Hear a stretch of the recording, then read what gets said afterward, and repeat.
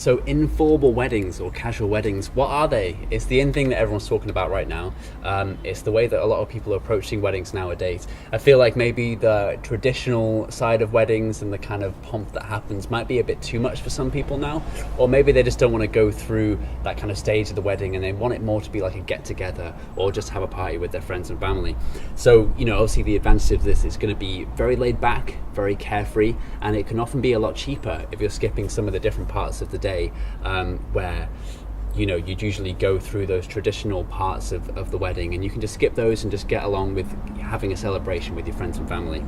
So to make sure that an informal wedding or a casual wedding actually goes off as planned, it sounds strange that you will sometimes have to actually plan it being informal, which is kind of an oxymoron. I know that it can be weird to kind of think that way. It can stem from your personality, and if you're naturally like that and naturally laid back, then it's just going to flow through you anyway.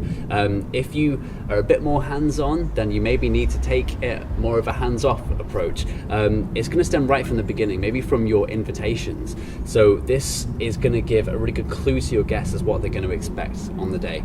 So a way to make things informal in your invitations is to maybe not go down the kind of printed, embossed route where everything is kind of perfectly, with calligraphy and all that kind of thing. You can hand make your invitations and it gives it that kind of rustic, real feel. Another thing that's really cool we see a lot of people do is handwriting their invitations. Depends how good your handwriting is.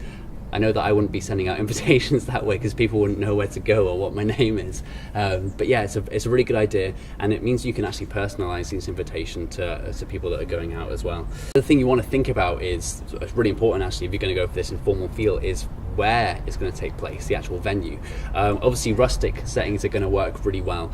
Clearings in forests, think about barns and things like that. Don't go for the traditional venue. You want something with quite a lot of space so people can just be free and just kind of hang out. With the venue as well, it's really good, especially if you're having a wedding in the summer, to have a kind of garden area or somewhere like that. It's really nice for people to be able to hang around outside. Another thing that you can do with this space is have like garden games and things like that. It's really fun for the kids as well. You see kind of like massive Jenga games and hopscotch and stuff, and it's just a kind of free environment that everyone can enjoy, and you don't really alienate anyone in that environment. The other thing you can do with an outside setting like this is have a barbecue. Your food is a really important measure of how informal your wedding actually is. A lot of food at weddings can be sometimes maybe a little bit over the top, and you might go a bit too far trying to please everyone and stuff, but the best way to do this is to just have some down-to-earth food that everybody's going to love, a barbecue or just an outside get-together, just a free-for-all buffet or something like that.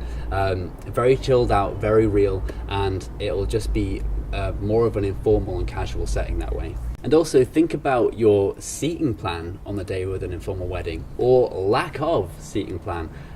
It can be scary. I know it can seem scary to just kind of like take your hands off and just have everyone turn up and let them do what they want. But again, that's the feel that you want. You want that sense of community and you want that sense of family there. And the more controlling you are with kind of times on the day and where people should be sitting, and you should be doing that and you should be doing that, you're kind of doing the opposite of an informal theme. So if you can handle that, then see if you can get away with not actually having a seating plan and just let everyone have a free-for-all and chat, and it will kind of give that relaxed feel throughout the day, and it's going to work better for you. In terms of the music then, there are so many ways that you can go about this. There are loads of acts that can provide and not intrude on that relaxed feel that you've spent so long kind of setting up.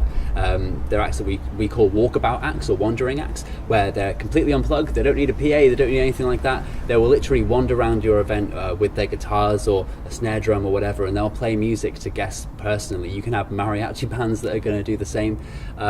Really fun, really different. They'll play all the kind of pop rock hits that you'll expect an actual band to play, but they'll do it in a more intimate acoustic setting.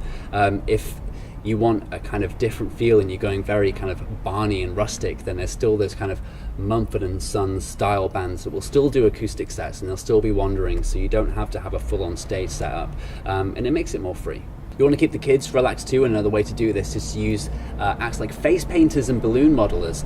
Face painters especially are really fun, not just for the kids as well. A lot of the adults can get involved, and it makes it just a really fun setting if by the end of the night everyone's dressed up as their favourite superhero character or whatever on their face, or dressed up as lizards. It doesn't matter, but it'll just be a kind of fun thing to get everyone involved. In terms of photography on the day with a casual or informal wedding, a lot of people will actually skip out on having an actual photographer or videographer on the day. One thing they'll do is they might have a photo booth with props and things like that, and it's just a fun way of capturing the day. It's a bit more informal. People will go in there in props and just kind of have a bit of fun, and they won't actually have any of the staged photos that you would usually have during the drinks reception during the day, where people have got to be, they might be mid-conversation having fun with people, and you're taking them out of that moment to do a staged photo, and then they've got to be dropped back in, and it can sometimes interrupt the flow of the day. But if you have a kind of optional photo booth thing where people can just go in and have a bit of fun, then it makes it a lot different. The other cool thing you can do as well, everyone nowadays owns one of these, a telephonic device, and they have amazing cameras on them. So what you can do, you can leave it up to your guests to provide the photos for your day. One of the cool things that, well, my brother's wedding recently, he had a hashtag, and all the pictures the next morning on Instagram, hundreds and hundreds were showing up, and all they did was any pictures that got taken, they just upload it onto Instagram with the hashtag that they put, and then that's it. You've got all your wedding photos in one place ready for you to see. It's a great way of having real photos, real emotions, and photos that people actually, wanted to take. And you'll get photos that you'll never have expected to see from guests, that all different angles, because you might have been on the dance floor all night, you wouldn't have known what's been going on outside, or when you've got your actual pictures taken, something might have happened at the drinks reception you didn't see. So these photographs from actual guests on your day are a really amazing thing, and it really helps that kind of informal vibe, especially when everyone starts to get involved. So there you have it. That's the lowdown on informal or casual weddings. As you said, it's definitely a big thing that people are doing these days, and it's no surprise that that's the route that people are taking. It gives you a lot more freedom with the day, and there's so many opportunities with things that you can do. Definitely kind of take that laid back approach, try and be hands off. And of course, if you guys have any questions about anything that you want to do with a casual or informal wedding, feel free to give us a shout at Warble. We'll drop any contact info below, and of course any acts that I've mentioned we'll list descripted as well. Thank you.